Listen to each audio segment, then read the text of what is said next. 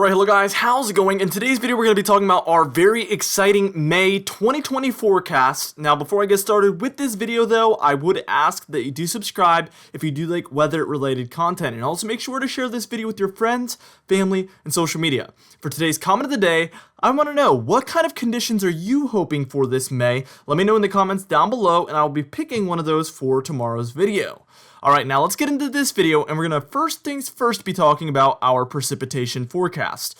As you can see on our first frame here, up to the north in the very northern half of the United States, we are expecting some more dry conditions than what is normally anticipated. From the Rockies all the way through the upper Midwest and down into the Great Lakes as well as the Ohio Valley, we're all expecting to be slightly below normal as far as precipitation is concerned.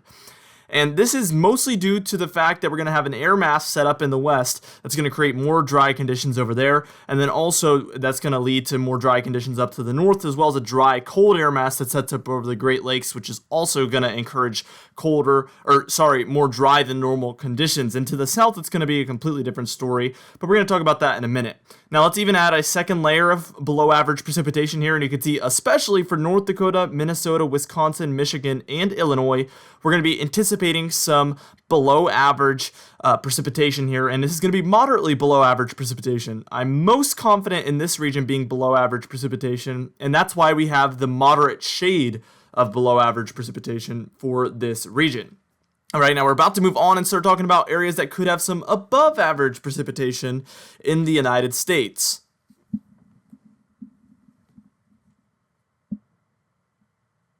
Alright, and as you can see here, we are expecting from the Four Corner States, which is an interesting area to see in this column, as well as through the South Central United States, Deep South, Southeast, and all the way up through the Mid-Atlantic and into New England as well. We're all going to be talking about some slightly above average precipitation, and this is mostly due to being on the opposite end of those air masses. This is the area that usually would be encouraged to see some above average precipitation. As for the Four Corner States, we are expecting in actually the short range and medium range to be dealing with some above average precipitation, and I think that's going to be enough to push them into at least a slightly above average precipitation column. If that continues through the end of the month, then you guys will definitely be looking at some above average precipitation for the entire month as a whole. Now, for the eastern seaboard here, which is the most interesting one here, I guess outside of the Four Corner States, that's very interesting as well. But for the eastern seaboard, I'm expecting the chance for maybe some nor'easter type systems. We've been dealing with those lately, actually. And with where the cold air mass looks to set up, it really does encourage this kind of curving up the coast type motion with all of the moisture and precipitation, and I think that's really going to lead us to be in that above average precipitation column because of that storm track that is anticipated. Also for the deep south and the southeast, as well as some of the south central United States, I'm expecting very similar severe weather outbreaks to what we've been dealing with lately for the month of April, and that's going to lead to obviously more chances for severe weather as well as above average precipitation for a lot of these regions. Alright, now we're about to move on and start talking about that moderately above average precipitation region, and then we will finally get into our temperature forecast, our severe weather forecast, and then last but not least, our overall forecast.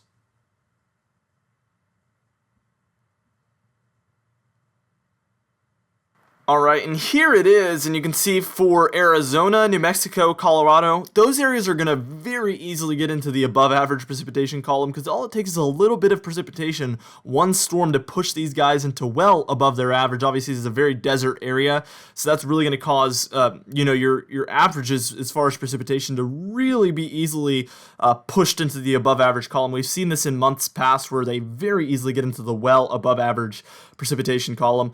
Areas like Texas, Oklahoma, Kansas, again, we could be looking at some more severe weather outbreaks for these areas. So a lot of areas are going to see some above average precipitation if we get multiple systems like that. Also, Arkansas, Louisiana, Mississippi, same story. You guys average a little bit higher precipitation, so it's going to take a lot more to get you guys into there.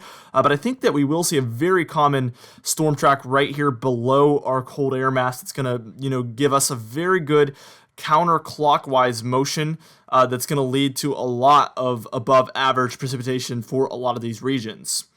Alright, now let's go ahead and move on to our temperature forecast, and we're going to be talking about some pretty good I guess, confidence in this pattern. We're going to see it continue the pattern that we've had from April all the way into the beginning half of May. It's after May 15th that it becomes a little bit blurry, but I'm thinking that we will most likely, at least till about the 20th, stick in the pattern that we've been in. And then afterwards, it could really switch up. But again, 20 days versus the last 10 days, we're going to go with what the 20 days is going to be like, because most likely that's going to determine what the average for the entire month will be. So we're about to move on and take a look at that.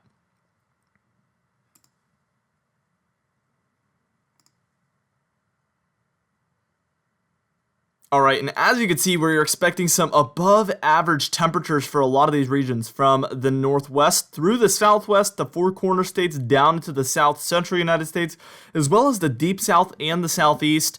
You can kind of tell where the cold is going to go, but this is pretty similar to what we've been dealing with. The Gulf of Mexico is really going to be one of the determining factors and kind of the wild card of this month.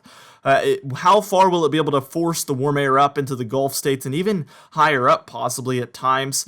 That's really going to determine a lot about our severe weather as well, but definitely our temperatures. If that reaches up into the mid-Atlantic and Ohio Valley at times, we could be looking at a warmer May. But if that doesn't really win out over the cold, and the cold really just digs in further south, possibly into the very northern portions of the Gulf states, then the Gulf air is going to really be suppressed way further south than what we would typically see this time of year. Hopefully that's not too confusing, but that's a really big determining factor. Out west, we have what we call a positive PNA that looks to stick in place at least through the 15th of this month. That's going to really encourage above normal temperatures for the west coast, and I think that's really why I think that we will have some pretty consistent warmth out there in the western United States.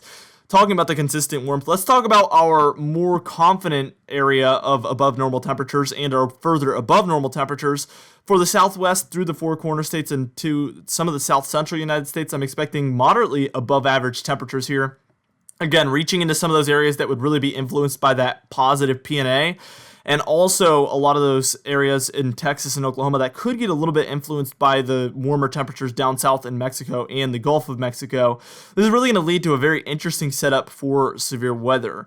Let's go ahead and start talking about that below average temperature region here. And you can see from the Dakotas through a lot of the upper Midwest, the Ohio Valley, and in through the Mid-Atlantic and Northeast, they're all expecting to have some slightly below average temperatures. A lot of you are probably wondering, where was this during the wintertime? And it was all bottled up in the Arctic regions in Canada, and really for all of April and May. It did, and it looks like it's going to continue to unleash that cold air that's been bottled up and just sitting there, creating more ice, more snow for those Arctic regions, and it's really just unleashing it down on the United States. That's usually how we see it happen, but usually all of that bottling up happens in October and November and December, and then it unleashes in like January and February.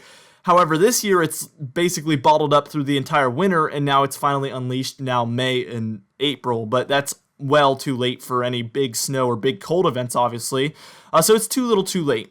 Now let's talk about the moderately below average temperature region, and you can see the upper Midwest, the Great Lakes, and in through the northeastern United States. We're all talking about some moderately below average temperature conditions that are expected for a lot of these regions, and a lot of you that live there probably aren't too surprised by this because we've been dealing with this at least through most of April, and I think even a good portion of March as well. All right, now we're about to move on, and we're going to talk about our severe weather forecast, and then finally our overall forecast.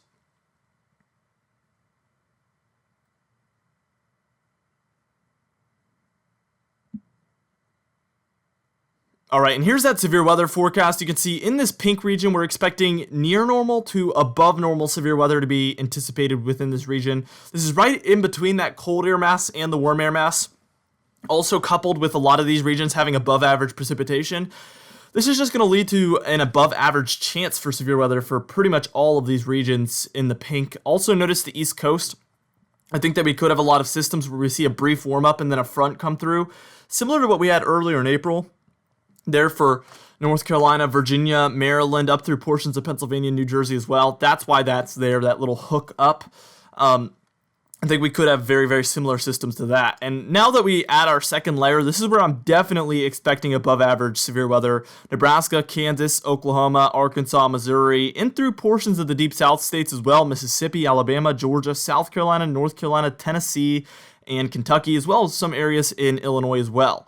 And this is really kind of shifted west from what we were expecting in April, and that's very, very normal. This time of year, we typically do see it actually take a good shift west, and we start to see a lot more activity for Oklahoma, Texas, Kansas, and Nebraska. A lot of people have been asking me, where's the severe weather been in Oklahoma? And I guess probably after our most recent severe weather outbreak, you're probably not wondering that anymore. We're going to start to see it become a lot more common as we move forward.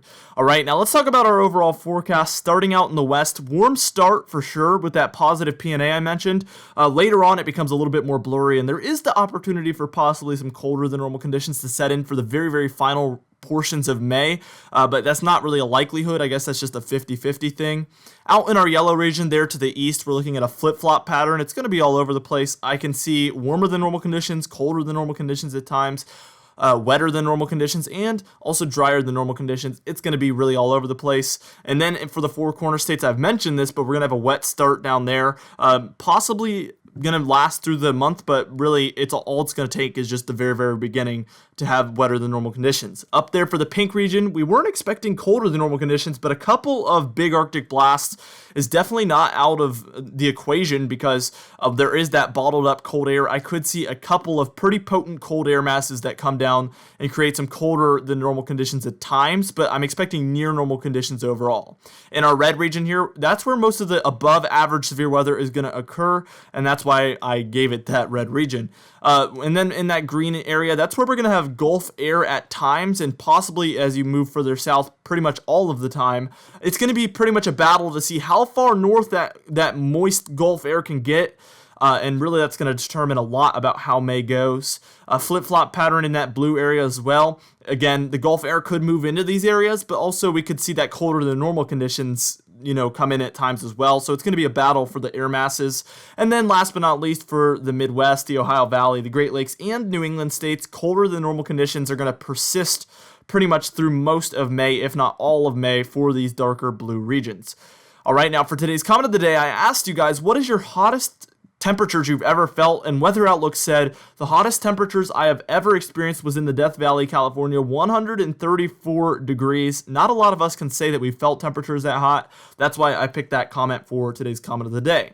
Anyway, guys, thank you so much for watching this video. Again, be sure to share it with your friends, family, and social media. I will see you guys in the next video.